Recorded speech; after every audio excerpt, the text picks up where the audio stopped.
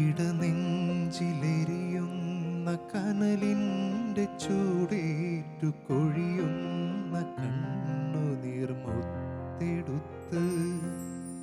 ഇടനെഞ്ചിലെരിയുന്ന കനലിൻ്റെ ചൂടേറ്റു കൊഴിയുന്ന കണ്ണുനീർ മുത്തെടുത്ത്. അമ്മേ നിനക്കായി ഞാൻ കോർത്തൊരുക്കി 53 മണി ജപമാല.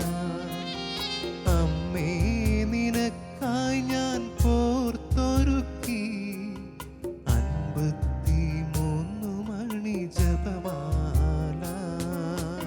ഓരോ ദിവസം ഈ പാട്ട് കേട്ട അന്ന് മുതൽ ഇടനെഞ്ചിലിരുന്ന പാട്ട് എഴുതിയ ആൾക്ക് വേണ്ടിയിട്ട് ഒരു നന്മ നിറഞ്ഞ മറിമേ ചൊല്ലാറുണ്ട്. അത് ചൊല്ലിക്കൊണ്ടപ്പോൾ വന്നിരുന്നത്. അപ്പം മാതാവ് എന്നോട് പറയാണ്, ആ കഴുത നീയാണെന്ന്.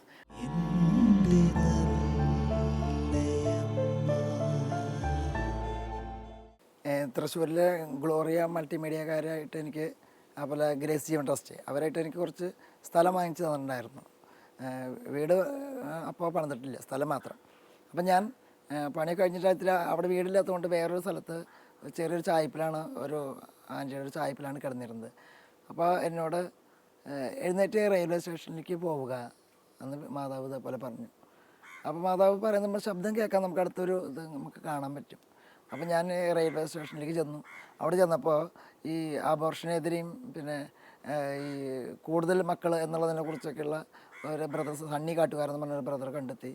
അപ്പോൾ അദ്ദേഹം എന്നോട് ചോദിച്ചു, നീ ഇടനെഞ്ചിലിരുന്ന പാട്ട് എഴുതിയ സുരേന്ദ്രനല്ലേ? അതെ. നീ ഡൽഹിക്ക് പോരണോ എന്ന് ചോദിച്ചു. അപ്പോൾ ഞാൻ പറഞ്ഞു, ഡൽഹിക്ക് എനിക്ക് ഭാഷ അറിയില്ല, എന്തിനാ ഞാൻ വന്നിട്ട് കാര്യമൊന്നും. കർത്താവിന് ശുശ്രൂഷ ചെയ്യാനുണ്ടോ എന്ന് ചോദിച്ചു. അപ്പോൾ ഞാൻ ശരി, കർത്താവിന് ശുശ്രൂഷ എന്നല്ലേ പറഞ്ഞേ. ഞാൻ അങ്ങനെ അങ്ങോട്ട് പോയി. അവിടെ ചെന്ന് എനിക്ക് മഹ്റോളിയിലാണ്, നമ്മൾ കുത്തമ്പൈനാറൊക്കെ നിങ്ങളുടെ അവിടെ എനിക്ക് കിട്ടിയത് ഒരു ആരാധന സങ്കേതമാണ്. അവിടെ എനിക്ക് ഒരു ആൾത്താര ശുശ്രൂഷയാണ് എനിക്ക് ലഭിച്ചത്. അങ്ങനെ ഒരു അസിസ്റ്റൻ്റായിട്ട് ശുശ്രൂഷകളിൽ ഇതായിട്ട് അങ്ങനെ അവിടുന്ന് എന്നെ പഞ്ചാബിലേക്ക് ഒരു ദിവസം ഇതേപോലെ ഈ ബ്രദർ കൊണ്ടുപോയി. പഞ്ചാബിൽ കൊണ്ടുപോയി ചണ്ഡീഗഡ് എന്ന സ്ഥലത്ത്. അവിടെ ഒരു സെമിനാരിൽ ചെന്നപ്പോൾ അവിടുത്തെ അച്ഛനും ഈ ബ്രദറും കൂടി സംസാരിച്ചുകൊണ്ടിരിക്കുമ്പോൾ അവിടെ റോസ് മിസ്റ്റിക മാതാവിൻ്റെ സ്റ്റാച്ചു ഇരുന്നിരുന്നു. അപ്പോൾ അവിടെ സ്റ്റാച്ചുവിൽ നിന്ന് മാതാവ് എന്നെ ഇങ്ങനെ വിളിക്കുന്നതായിട്ട് എനിക്ക് തോന്നുകയാണ്. അപ്പോൾ തോന്നാതിൽ എന്തായാലും കുഴപ്പമില്ല, ഞാൻ അങ്ങോട്ട് ചെന്നു. അപ്പോൾ എൻ്റെ കയ്യിലൊരു പുസ്തകം ഉണ്ടായിരുന്നു. ആ പുസ്തകം എന്നോട് നിവർത്താൻ പറഞ്ഞു. അപ്പോൾ ഞാൻ പുസ്തകം നിവർത്തി. ആ പുസ്തകം നിവർത്തിയപ്പോൾ മാതാവ് മറ്റൊരു പുസ്തകം ഇങ്ങനെ കാണിച്ചു തന്നു. ആ കാണിച്ചു തന്നതിൽ ഒരു ഹിന്ദി കോമ്പസിഷൻ ബുക്ക് പണ്ടത്തെ. അപ്പോൾ അതിൽ എഴുതിയിട്ടുണ്ട് പ്യാര് നദിക്ക് പാനി എന്നാണ് എഴുതിയിരിക്കുന്നത്. പ്യാര് നദിക്ക് പാനി എന്ന് എഴുതിയിട്ട് എന്നോട് പറഞ്ഞു. മാതാവ് കൈകൊണ്ട് കാട്ടി ഇങ്ങനെ കാണിച്ചു. അപ്പോൾ തുടർന്ന് എഴുതാൻ. അപ്പോൾ എനിക്ക് അറിയണില്ല, എന്തൊട്ട് ചെയ്യേണ്ടതെന്ന് അറിയില്ല. അപ്പോൾ 9ൽ 4 കൊല്ലം തോറ്റ ആളാണ് ഞാൻ. അപ്പോൾ എനിക്ക് ശരിക്കും ഇംഗ്ലീഷിൽ എന്തെങ്കിലും പേരെന്നെ ശരിക്കും എഴുതാൻ കിട്ടാത്ത ആളാണ്. അപ്പോൾ ഞാനത് ഇങ്ങനെ തിരിച്ച് പോരുമ്പോൾ കാറിൽ ഇരുന്നിട്ട് ഞാനിങ്ങനെ മലയാളത്തിൽ എഴുതി കുറിക്കുന്നുണ്ട്. അപ്പോൾ അവർ ബ്രദർമാർ മറ്റുള്ളവർ അത്ര ഗവനിച്ചില്ല, ഞാൻ എഴുതിയതൊക്കെ കറക്റ്റ് ചെയ്യായിരുന്നു, മലയാളത്തിൽ എഴുതിക്കണത്. ആ പാട്ടിങ്ങനെയാണ്. ഓ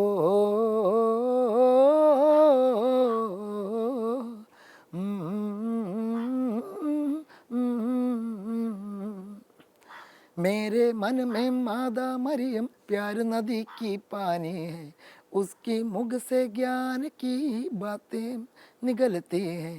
मेरी मादा पवित्र मरियम ईश्वर का दान है, मेरा ईश्वर मसीहा को सबसे अच्छा इनाम है. मेरी माँ आ,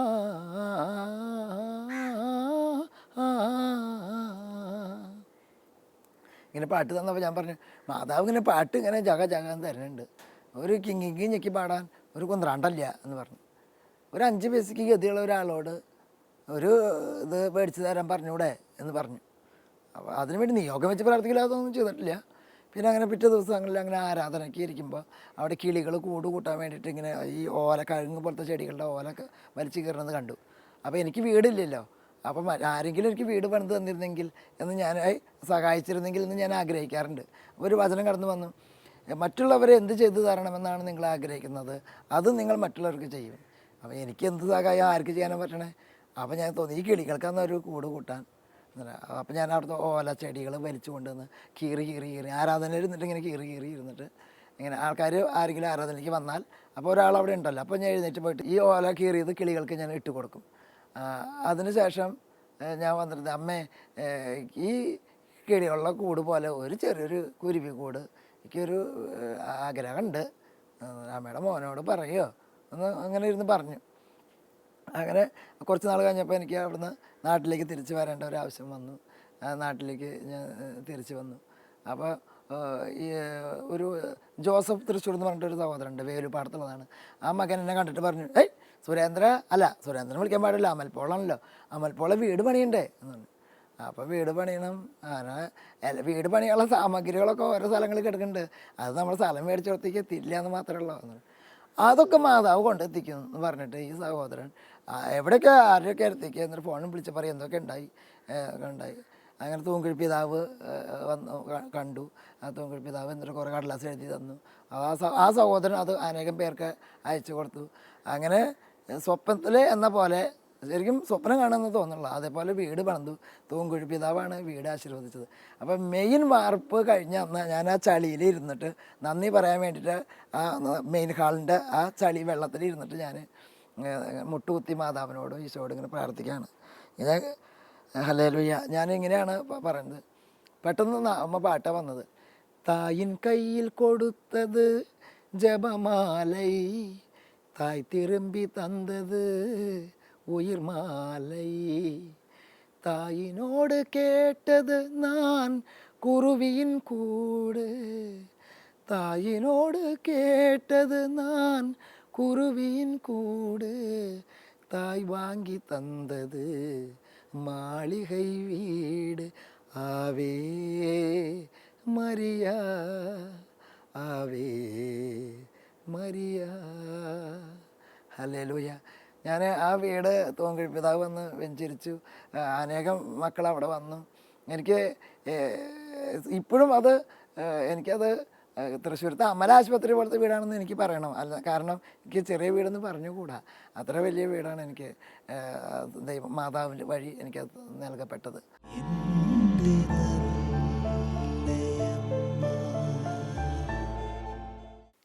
എൻ്റെ വീട് വെഞ്ചരിപ്പിന് ശേഷം ഞാൻ വീട്ടിലിങ്ങനെ ഇരുന്ന് പ്രാർത്ഥന ജപമാലയൊക്കെ ആയിട്ട് ഇരിക്കുന്ന സമയത്ത് മാതാവ് എൻ്റെ അടുത്ത് എത്തി. എന്നോട് വന്നിട്ട് പറയാണ്, നീ ഉടൻ പോട്ട ആശ്രമത്തിലേക്ക് പോവുക, അവിടെ കൗൺസിലിങ്ങിന് ഇരിക്കുന്ന ഒരു സഹോദരി നിന്നെ നോക്കും, അവരുടെ അടുത്തേക്ക് ചെല്ലുക. എനിക്ക് സത്യം പറഞ്ഞാൽ ഈ കൗൺസിലിങ് താല്പര്യം ഉണ്ടായിരുന്നില്ല. കാരണം ഈ ഭാവി ഭൂതം വർത്തമാനകാലം അറിയാൻ വേണ്ടിയിട്ട് ആൾക്കാർ ഓടുന്ന പോലത്തെ പ്രവണത കണ്ടിട്ട് എനിക്ക് അതിന് താല്പര്യക്കുറവായിരുന്നു.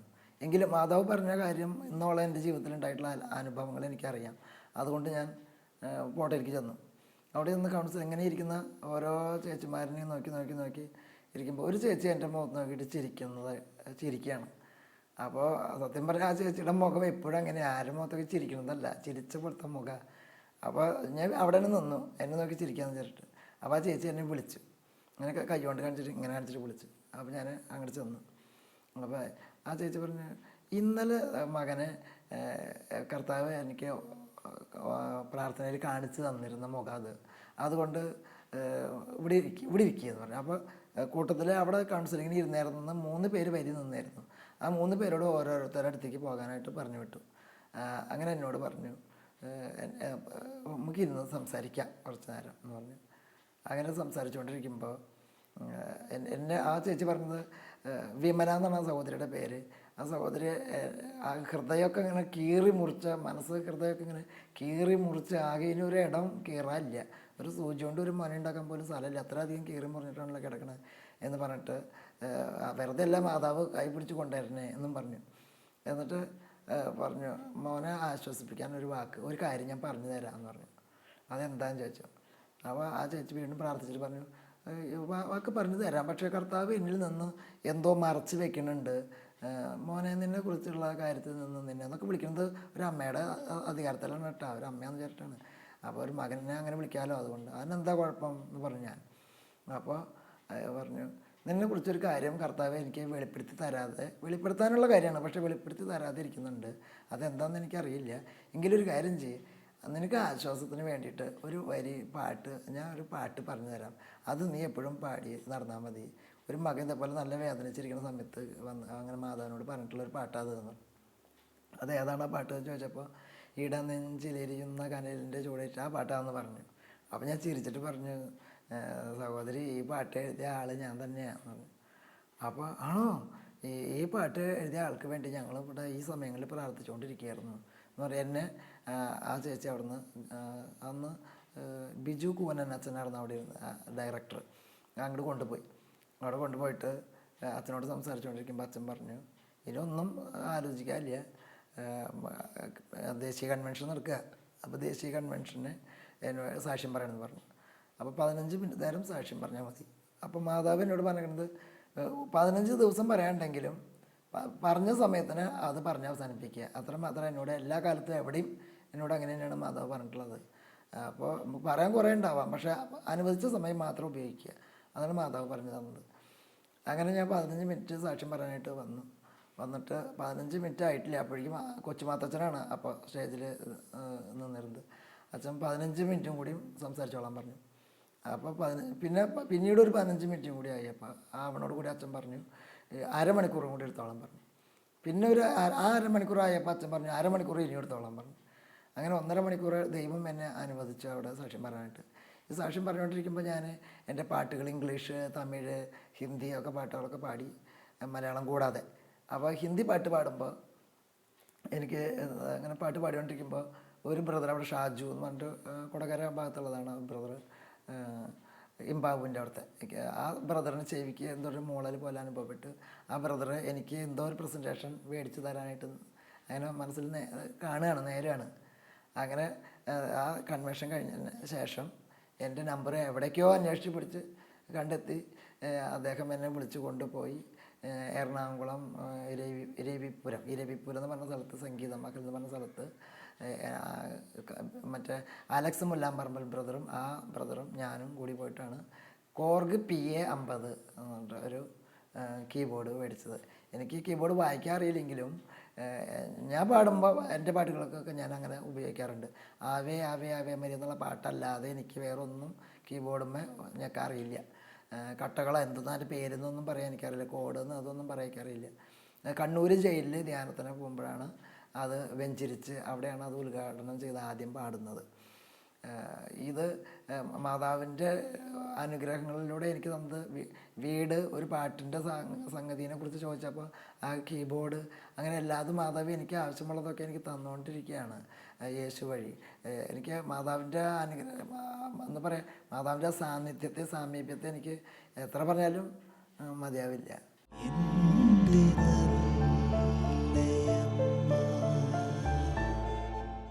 എൻ്റെ മാമോദിസയ്ക്ക് മുൻപ് ഞാൻ സർക്കസുകാരനായിരിക്കുമ്പോൾ എനിക്ക് താമസിക്കാനൊന്നും ഇടയില്ലാണ്ട് ഞാൻ ആകെ നട്ടം തിരിയുന്നൊരു സമയമായിരുന്നു.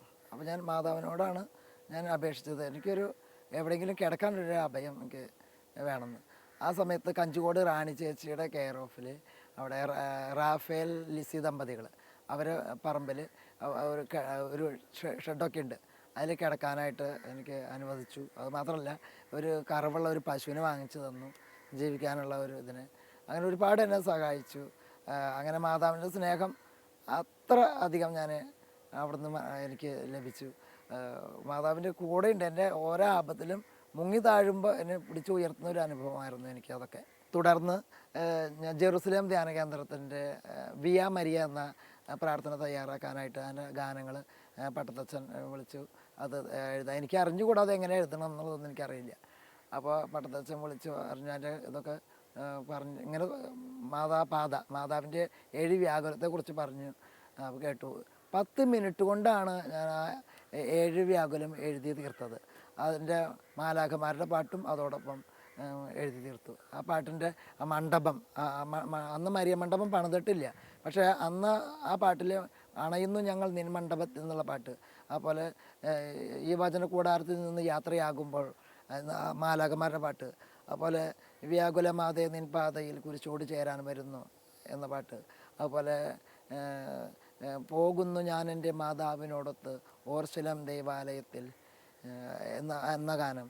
അങ്ങനെ ഓരോ ഇതും എങ്ങനെയാണത് എഴുതി തീർത്ത് കഴിയുമ്പോൾ എനിക്ക് മറ്റൊരു അടയാള അത്ഭുതമൊന്നും വേറെ കാണണ്ട. എന്നിൽ സംഭവിക്കുന്നത് തന്നെ എനിക്ക് 1000 അത്ഭുതങ്ങൾ കാണുന്നതിന് ഫലമാണ് മാതാവിൻ്റെ ഇടപെടലുകൾ. കൂടാതെ ഒല്ലൂര് പനംകുറ്റിച്ചിറ പള്ളിയുടെ ഏവുപ്രാസ്യമ്മയുടെ പള്ളി നിൽക്കുന്ന ആ സ്ഥലത്തുള്ള പള്ളിയാണത്. അതിൻ്റെ മേരി പാതയും അതിൻ്റെ നൊവേന അതെഴുതാൻ 12 നക്ഷത്രങ്ങൾ കൊണ്ടുള്ള കിരീടത്തെയാണ് അവിടെ 12 സ്ഥലമായിട്ട് ആ പള്ളി ഉപയോഗിക്കുന്നത് പാതയ്ക്ക്.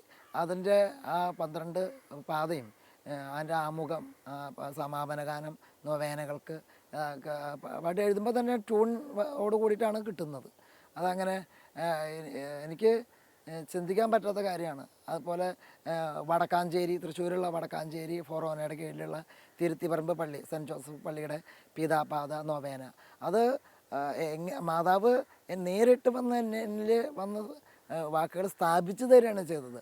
ഞാൻ ആ പള്ളിയുടെ അകത്ത് ചെന്നിരുന്നിട്ട് ഞാൻ ഉറങ്ങിപ്പോയി. പൊളിക്കാൻ പോകുന്ന പള്ളിയുടെ അകത്ത് ഇരുന്നിട്ട് ഉറങ്ങിപ്പോയി. എനിക്ക് പാട്ടുകൾ കിട്ടാണ്ട് ഞാൻ ഇറങ്ങി ചെന്നിട്ട് അച്ഛനോട് പറഞ്ഞു, ഞാൻ ഇരുന്ന് ഉറങ്ങുക ചെയ്താൽ ഞാൻ ഒന്ന് സോറി പറയട്ടെ എന്ന് പറഞ്ഞിട്ട് വീണ്ടും പള്ളിയകത്തേക്ക് കയറി ചെന്നു. എന്നിട്ട് ഞാൻ അമ്മോട് പറഞ്ഞു, മാതാവിനോട് പറഞ്ഞു, മാതാവേ ഈ അച്ഛന് തെറ്റിദ്ധാരണയും തോന്നുന്നുണ്ട്, ഞാൻ പാട്ടെഴുത്തുകാരനെന്ന് അച്ഛൻ്റെ വിചാരം, അതുകൊണ്ടാണ് അച്ഛൻ എന്നോട് പാട്ടെഴുതാൻ പറഞ്ഞത്. അച്ഛനോടൊന്ന് തിരുത്തി കൊടുക്കുക, ഞാൻ പാട്ടെഴുതുന്ന ആളല്ല എന്ന് പറഞ്ഞിട്ട് ഔസേപ്പിതാവിൻ്റെ അടുത്ത് ചെന്നിട്ട് പറഞ്ഞു, ഔസേപ്പിതാവേ എനിക്ക് അങ്ങയെക്കുറിച്ച് ഒന്നും അറിയില്ല. 5 കൊല്ലം ഗ്ലോറിയ മൾട്ടിമീഡിയ ജോസ് സാറിൻ്റെ അവിടെ ഇരുന്നപ്പോൾ പാവർട്ടിയിലായിരുന്നപ്പോൾ ഞാൻ 5 കൊല്ലം അവിടെ ഇരുന്നിട്ടും ഒരു വരി പോലും എനിക്ക് എഴുതാൻ പറ്റിയിട്ടില്ല. പിന്നെയുണ്ടോ ഇപ്പോൾ എന്നാണ്. എന്നിട്ട് വീണ്ടും മാതാവിൻ്റെ സ്റ്റാച്യൂൻ്റെ അടുത്ത് ഓടി വന്നിട്ട്, അമ്മയുടെ മാപ്പിളേനെ കുറിച്ചിട്ട് എനിക്കൊരു വസ്തു അറിയില്ല, എന്തെങ്കിലും പറഞ്ഞു തരാണെങ്കിൽ എഴുതാം പറ്റുമോ? അപ്പോൾ തന്നെ ഒരു ബൈബിൾ ഇങ്ങനെ കാണിച്ചു തരികയാണ്. ആ ബൈബിളിൽ ഓരോ ഏടുകൾ ഇങ്ങനെ മറിഞ്ഞ് പോവുക സ്പീഡിൽ. അതിലെല്ലാം എഴുതുന്നത് ഇങ്ങനെയാണ്, നീതിമാൻ എന്ന് മാത്രമേ ഉള്ളൂ, വേറെ ഒന്നും എഴുതിയില്ല. അപ്പോൾ എന്നിട്ട് മാതാവ് വിരലുകൊണ്ട് ഇങ്ങനെ ചിരിച്ചിട്ട് വിരലുകൊണ്ട് ഇങ്ങനെ കാണിക്കുകയാണ്. അപ്പോൾ ഞാൻ പാടി, നീതിമാൻ എന്ന് വിശുദ്ധ ഗ്രന്ഥം സാക്ഷിച്ച കന്യകയുടെ കാവലാൾ യൗസേപ്പിതാവേ, തിരുക്കുടുംബത്തിൻ്റെ കാവൽക്കാരനെ നിത്യം സ്മരിക്കുന്നു ഞങ്ങൾ. ഔസേപ്പിതാവിന് എഴുതിയ പാട്ടിൻ്റെ ഏറ്റവും ആദ്യത്തെ പാട്ടാണത്. അത് കഴിഞ്ഞിട്ട് 7 പാത, ആ 7 പാതയ്ക്കും ഒരു ആമുഖം, പിന്നെ ഒരു സമാപനം, പിന്നെ നൊവേനയ്ക്ക് 2 പാട്ട് വേറെ, അങ്ങനെ മിഖായേൽ മാലാഖയുടെ പാട്ട്. അങ്ങനെ എങ്ങനെയത് സംഭവിച്ചതെന്ന് എനിക്കത് ആരെ പറഞ്ഞോണം, എനിക്ക് നെല്ല് പോലും കാണാത്ത കോഴി അരിചാക്കിലേക്ക് ചാടി മറിഞ്ഞ് വീണത് പോലെയാണ് എനിക്ക് എൻ്റെ ഓരോ പാട്ടുകളിലെയും ഓരോ അവസ്ഥകൾ.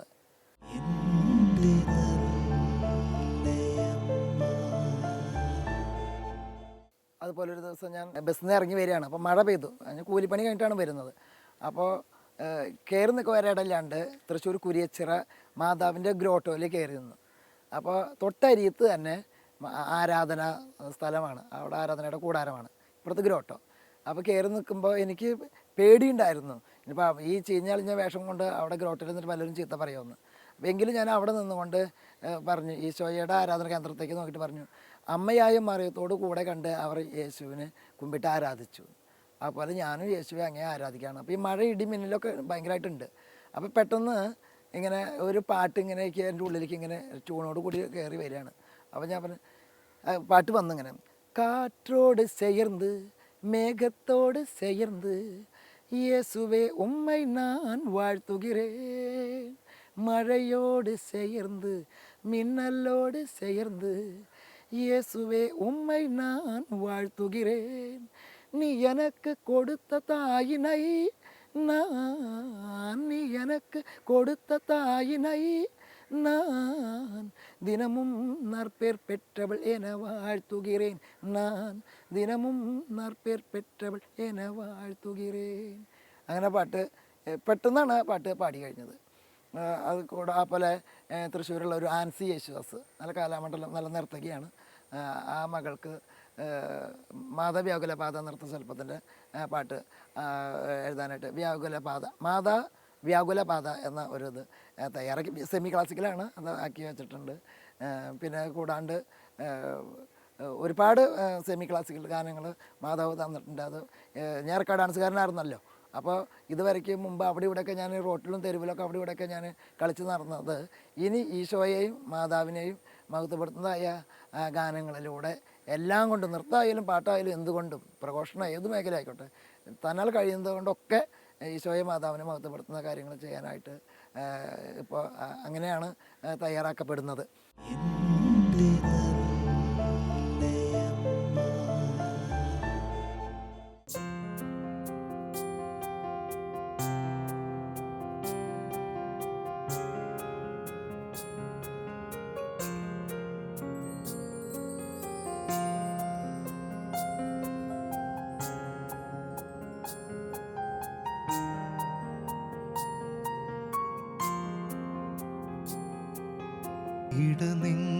ഇടനെഞ്ചിലെരിയുന്ന കനലിൻ്റെ ചൂടേറ്റു കൊഴിയുന്ന കണ്ണുനീർമുത്തെടുത്ത് ഇടനെഞ്ചിലെരിയുന്ന കനലിൻ്റെ ചൂടേറ്റു കൊഴിയുന്ന കണ്ണുനീർമുത്തെടുത്ത് അമ്മേ നിനക്കായി ഞാൻ